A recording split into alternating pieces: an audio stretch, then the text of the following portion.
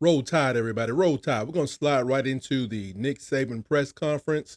Um, at this point, I'm just seeing everything as disrespect. I cannot hear Coach Saban, one of the greatest coach ever to coach college football. I cannot hear what he's saying. You have to lean in, turn your volume up, and I promise you, you will hear probably his best interview of the year. It's the most technically informative interview I've heard out of this man's mouth. I just cannot believe they found the smallest room in California to interview the team captains and one of the greatest coaches ever before the National Football Playoffs. Everything is disrespectful. I'm serious. Take a listen. Leave your comment below if you agree or disagree. But I'm telling you, he's dropping nuggets in his interview. For real. I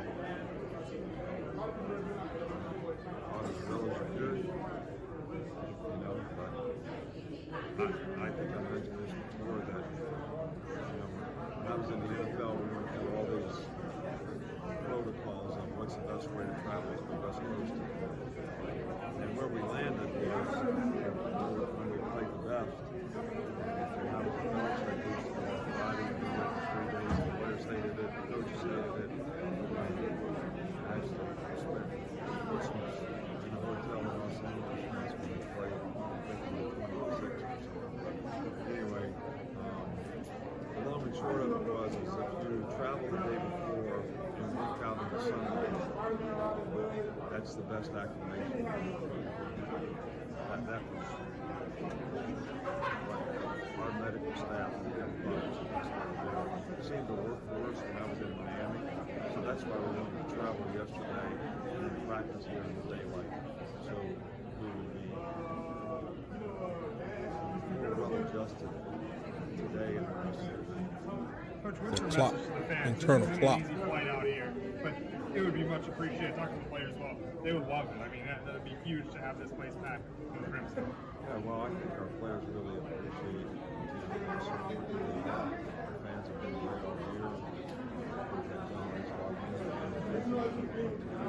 know it's a tough trip. I know it's a long way, but I'd love to have as many people here as we possibly can.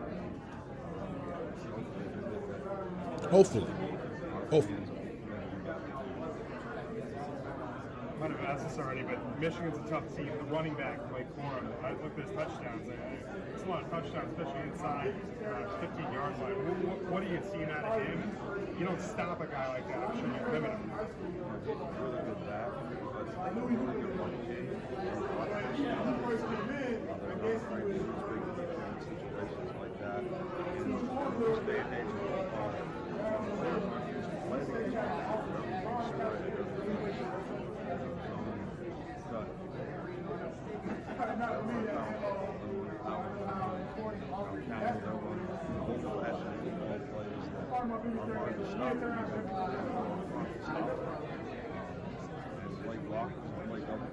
Do a great job tackling these guys at the mountain guy, man. He's built close to the ground, big, heavy-legged guy, and has great power, so it's hard to tackle. So it's a real challenge, no doubt. Since the bye, we've seen Jalen use his legs a lot, both as a runner and manipulating defenses as maybe extending plays. What did it take to get him to trust that part of his game to get him to put that out? No, I think he always trusted that part of the game. I think Jalen's a great athlete, played a great game. He's always been. He was that. I think what Jalen has learned to do is when is the best time to use that as an asset, and when is the best time to actually get your eyes on the field and break the defense down a different way. And he's been able to do that. Both of those things. And it's a good judgment on his part. But the fact that he keeps his eyes down the field, I think is, and I'll tell you what, one of the hardest things to do when you're playing pass defense is the quarterback's scrambling. Staying with the guy, staying with the coach, playing zone, playing man-to-man, protecting the quarterback. So it's something that really challenges the defense. Is that something you can feel on the field as he rolls out or he gets the pocket? It's kind of the No, we try to emphasize stepping up in the pocket. Most of the time when he steps up in the pocket, that's when he's made a lot of explosive plays and a lot of explosive runs. A lot of people try to defend that by spying on them and different things, but when they do that, unless they're rushing, it's not necessary.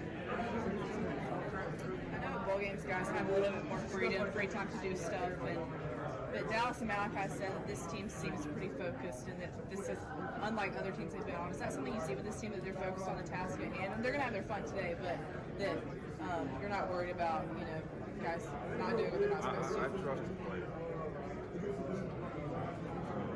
We always talk about making decisions, we always talk about creating value for yourself in the future. And making the poor judgments and poor decisions off the field, contribute to that as much as anything that you do. And but I trust our players to make their choices. I trust the fact that they're all committed to trying to finish the season the right way. So no reason to feel like that's not happening. What do you expect from Michigan personally? What are you guys prepared for? How they're going to attack you? They're a good team. They got a great defensive team. They got a great defensive scheme. Do a lot of zone replace type stuff on defense that can be confusing for the quarterback. Offensively, I've already spoken about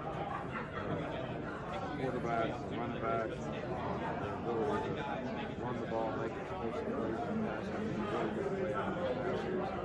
This is a really explosive offensive team. It's going to be real challenging for us on both sides of the ball to play well against them.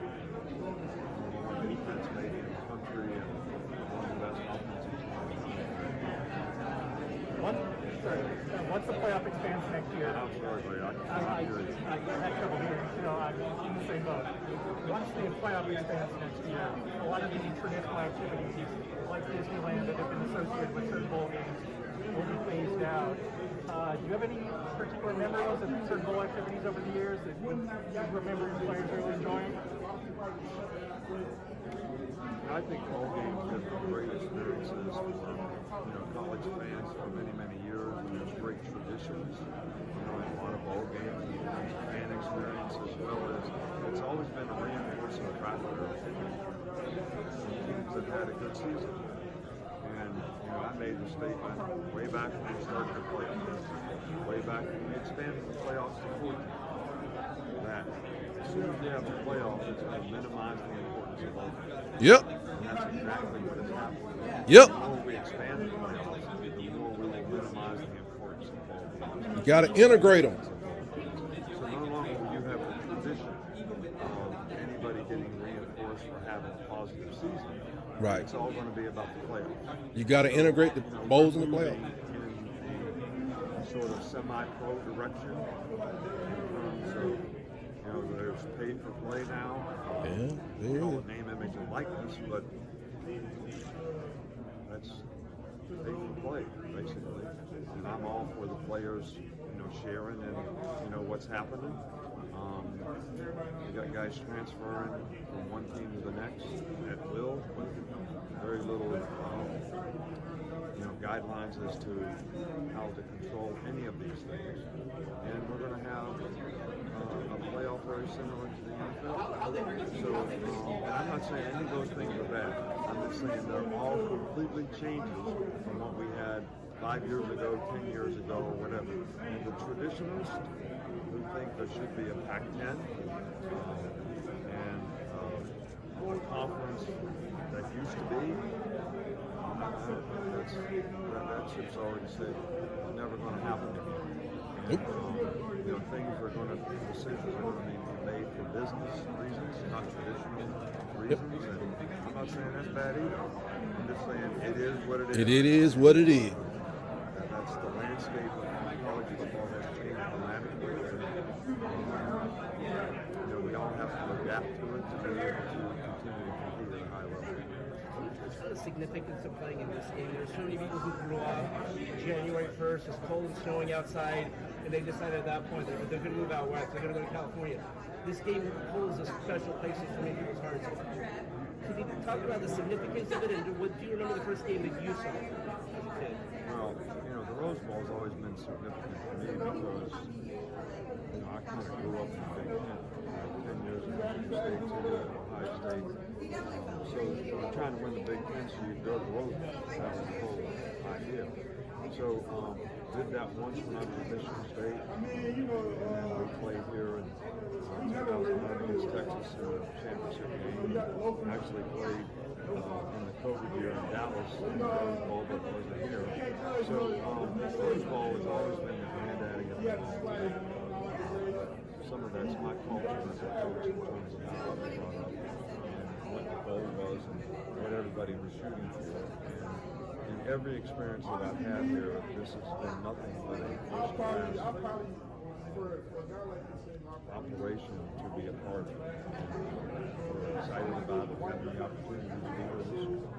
Nick, how much different is you guys played Michigan in 2019? I'm sorry? You played Michigan in 2019. How much different is this team schematically, physically, any of that? Oh, this is they were a team that were growing, at that time, and they developed into a significantly different defense, different coordinator, different scheme, really good players on defense, a lot of turnovers, and offensively, there's some similarities to what they did in the past, but this is a pro-style offense, a lot of personnel groups, a lot of motion, a lot of formations, and great balance on offense. Really good players.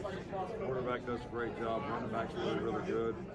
They've got great balance. They've got good receivers. Got really good tight ends. So there's a lot of really good things about this team. I can understand why they're interested. All right, Coach. Thank you. That's all. Thank you, Nick.